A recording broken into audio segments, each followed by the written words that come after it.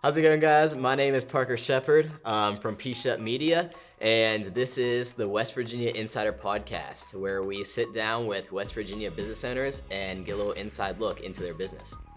Today, we are with Rusty Isaacs from Mountaineer Roasting. Rusty, do you want to introduce yourself and introduce your business a little bit? Talk about it. Sure. Yeah. My name is Rusty Isaacs. I'm one of the owners of Mountaineer Roasting here in Morgantown.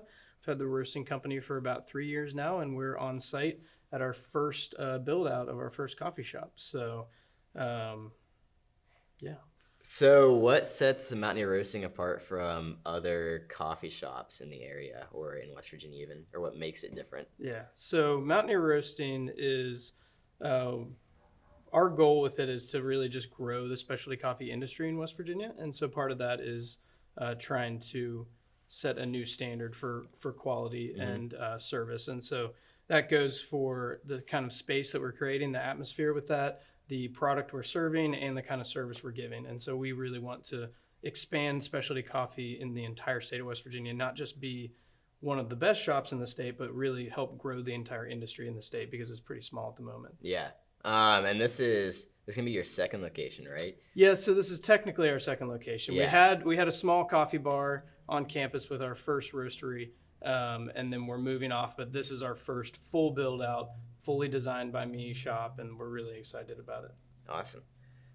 So let's go a little bit into starting the business. Mm-hmm. So what made you want to get into the coffee industry? Well, I worked in coffee since I was about 18. I've always been into it. I worked in several different shops throughout the state, growing up and in college. But then I never really saw the chance to make a full-time job out of it. I always thought it was fascinating and it was a dream to open a shop one day.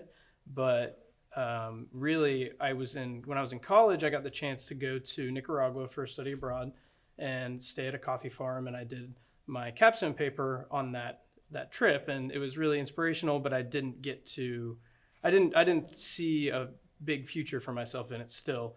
But then I really just came across some guys that were interested in starting a roasting company, and they saw my fire for coffee, and they asked me if I wanted to be a part of it. And from there, I just was full send on it. I didn't want to waste the opportunity. Yeah. So That's awesome. What was it like starting the roastery and getting started in that? Taking your first steps? It was intimidating and scary and fun and confusing because I didn't know anything about it at the time. Like, I knew a lot about barista work and front of house work and stuff like that, but I didn't know anything about roasting. Yeah. Thankfully, a guy named David Morris, who is now the owner of Curio Brewing in Nashville, came up and helped me a lot, helped me get my roaster set up, and he trained me a lot on the roaster. And helped me work out my initial profiles and stuff for my coffees, got me a lot more comfortable. That was a huge help because there was no other resources in West Virginia at all for me to look to for that. So just a lot of online stuff. I did some online consulting with a guy named Scott Rayo, who's viewed as one of the best roasters in the country. And then really, just seeking out as many online resources as I could because we just don't have anything in the state. And that's part of what I said before, I want to hopefully be that for other people too. I have a good relationship with most every coffee producer in West Virginia, as well as some brewers and such. And so we want to all work together to bring up the craft industry in the whole state of West Virginia together. So. Yeah.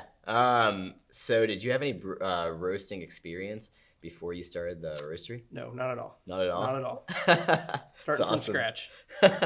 Why did you choose Morgantown then to be the location of your roastery? Well, I was already here, and my wife was in nursing school here. And so we were planning in Morgantown for at least a couple more years. Honestly, we were about to pull the trigger to move to Denver. But then I got this opportunity and I couldn't pass it up. Yeah. And so then I've always wanted to stay in West Virginia if there was a feasible job for me, which I didn't think there was in the past, but my mindset has shifted a lot from I don't think there's opportunity in West Virginia to I want to create opportunity for other people in West Virginia. And so that's been a huge shift in my mindset over the past few years. So how do you see the opportunity in West Virginia now for something like this? I think it's huge. And I think a lot of that comes just from seeing a little bit of success. Before it's hard to, you can talk a lot of talk, but then when you have to actually do it and sell the coffee, it's, Yeah. a little bit intimidating. But I see now that we've found some success and people have really enjoyed our product that I think there's a lot of growth opportunity for specialty coffee, specifically in West Virginia. That's awesome. So yeah, what were some challenges or obstacles your business faced getting started? Well, I think the first challenge, whether or not it was literal or more mental, was trying to figure out how to sell specialty coffee to an audience that the far majority have never heard the term specialty coffee. And so part of that we found success with was finding a really good coffee for our house coffee that's really approachable, affordable, and we priced it at a point where that wasn't going to be too scary for somebody. Didn't want to come out of the gates with like a crazy, fruity, super expensive Ethiopian coffee, because then like people aren't just going to be interested in buying that. So we got to kind of bring them in the door somehow. So there was a little bit of a challenge there. And then especially, I would say the biggest challenge was on the wholesale side.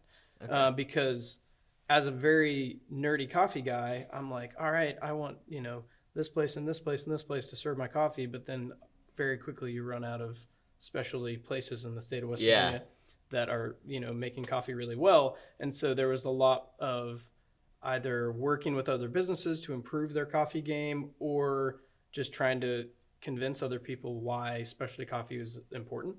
One place we did find success early on was with fine dining restaurants, because the chefs would taste the coffee and they would appreciate the quality. And they would understand like paying a little bit more for a much higher quality product, because they're already paying a lot for their other ingredients. So you just treat it like it's another ingredient to them.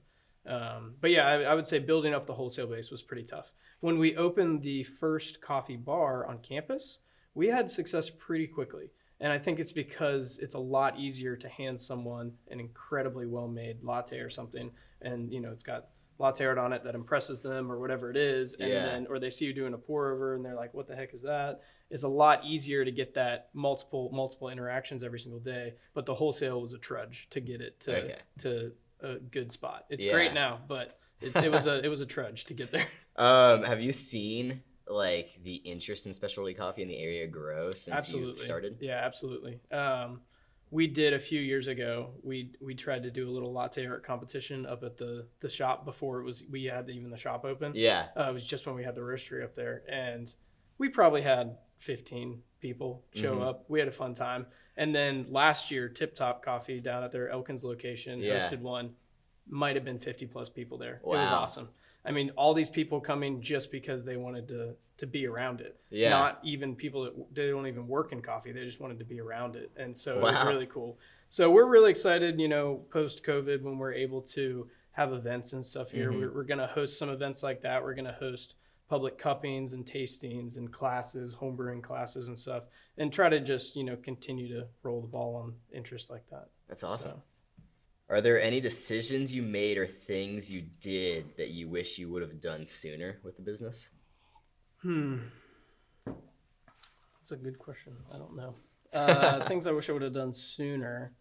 I think I wish I would have gotten more engaged with other coffee people sooner. And that's kind of, I guess there's two parts to that. But one thing is that I was just real, self-conscious in the beginning. And as a coffee nerd, I wanted my product to be as good as it possibly could almost before I gave it to people. Yeah. And so I wish I had just accepted the fact that like, hey, you're learning, you've been roasting for 6 months, a year, whatever, reach out to more people and you're going to learn way, way, way faster. Like, I think if I had made more connections with roasters and with other business owners, especially business owners, getting advice from them sooner, as opposed to being like, oh, I have to build this up first and then I can go, like it has to be something impressive before I go talk to people, right? Yeah. And I don't know why I thought that, but then I'm like, if I just talked to more business owners, more roasters, I think I would have found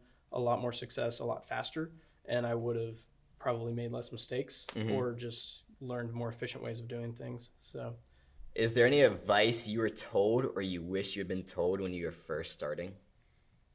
Well, I think it's kind of what I just said with, I wish I had, if I could tell myself anything, it would be to go talk to more people. Reach out to more people. Yeah, reach out to more people. it's okay if your coffee, if the roast didn't go well, if you don't know how to get wholesale clients or whatever it is. Like, don't be afraid to go up to someone with your mistakes and be like, help me.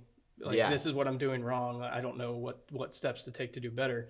And then, get advice from people that are a lot more wise than you and have been in business for a long, long time, made lots of mistakes. Yeah. Because I had a mindset of a coffee professional and not a business owner early on. And so I wasn't great at dealing with my mistakes. And so now I'm much more okay with that, because as a business owner, I know that we can learn and grow from all of our mistakes. Yeah. And if we're going to continue to grow this business, we're going to make a lot more mistakes as long as we learn from them and keep going, right?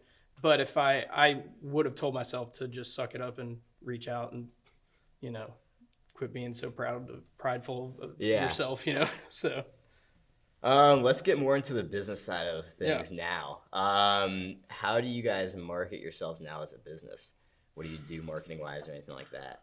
Not enough. We haven't done enough. So I will say I just had a great meeting with 2 of our employees as we, are working on opening this new space, and they're really going to be taking over all of the marketing stuff, and we're turning it into like a actual small like marketing team for posting to social media, for organizing events, and we're going to be having like constant meetings on that stuff, because it's something that I'm not really that good at organizing myself, and I honestly just don't know enough about it, especially when it comes to what works well on social media.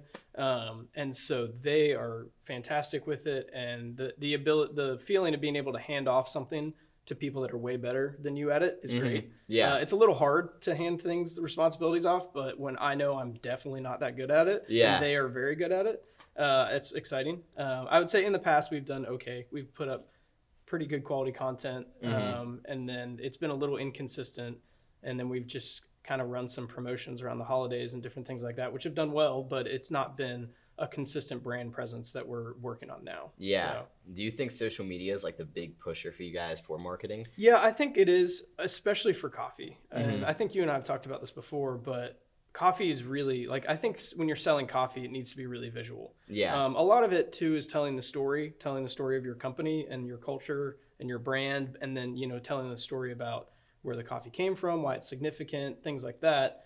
But I think it's just really visual for people, and when they see advertisement for coffee, they want to see this beautiful store, they want to see the latte art, they want to see the machines and the people.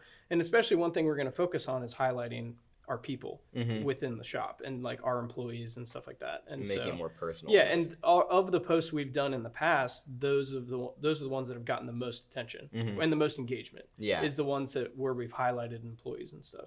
So, have you seen any impact directly from your use of social media with business and sales and anything like that? Just when we've run like holiday promotions and stuff, we've been able to clearly point to the fact that we got more, like people directed to the website, purchasing things and stuff like that. I would say that we probably don't have a large enough sample size yet, but as we're going into the holidays here with a new shop, and we're going to be rolling out a lot of new merch on a new website. Yeah. There's going to be a lot of data to pull from that, and so hopefully we can get a better idea of that now. Well, what's your vision for the future of Mountaineer Roasting? The vision is, well, I would say that the one thing that has been like my personal vision has always been to do something that's going to add value to the community that it's in. So I think about businesses in West Virginia like Tip Top or Big Timber, or Kinship in Charleston. Like those businesses, if they were pulled out of the communities that they're in, there would feel like there's a void there because they're such an integral part of those communities now. They add value to the daily life of the people in that community. Yeah. Right? And so I don't necessarily want to be like the best in West Virginia, whatever it is. We do want to open more locations throughout the state, hopefully eventually a couple outside of the state if that's what's going to happen. But really, when we do that, though, it's not going to be about expanding and making money. I want to make sure that the business goes in somewhere where there is a void that needs to be filled, and that it can be an integral part of that community once it's there and up and running. Right? Yeah. It's not just another business that's opening. It's going to be something that people are excited about and that will add value to their everyday lives. And so, and then the same goes with my employees too, because I want the people that come in here, and even if they're only with us for a year or two, to acquire more skills and to feel like this was a job that added value to them as an employee. And so it's not just a barista job. Yeah. So I would say that's kind of the vision. As far as like, expanding and stuff goes, we would love to have a few more locations. We're going to do another in Morgantown within a few years, hopefully. And then we're going to do a lot of fun stuff with coffee, and we're going to be taking our employees to origin trips, and we're going to be taking them to festival things. And, we're hoping to start up a West Virginia Coffee Festival before too long. And so we got a lot of big fun ideas and stuff. But I think the biggest thing is just making sure we're intentional with how we're growing and that we're doing things right from the beginning, so that when we get bigger, we can look back and be glad we set up the foundation of a strong business culture and stuff. Yeah. So That's awesome. Yeah. that answers the question. Whenever this COVID stuff is over, as best as we can, safely as we can, we really are excited for this to be like a gathering place for people. Obviously, coffee is our priority, but me and some other people on staff are really passionate about craft beer and cocktails as well. And so we will be doing a lot of craft beer, and we will be doing some limited cocktails and stuff. And a lot of that is also going to involve a lot of collaborations. We're going to do some collaborative glassware and shirts and things with artists, and then we're going to be doing events and tap takeovers with breweries that we're friends with, and we're going to be doing collaboration beers. And so there's just we hope that there's a lot of it just becomes a good place for the community, and like we want our employees and our customers to be just as excited about the products we're putting out as we are. So that's awesome. Well, Rusty, thank you for being on the podcast and sharing a little bit about your business and give us an inside look to it.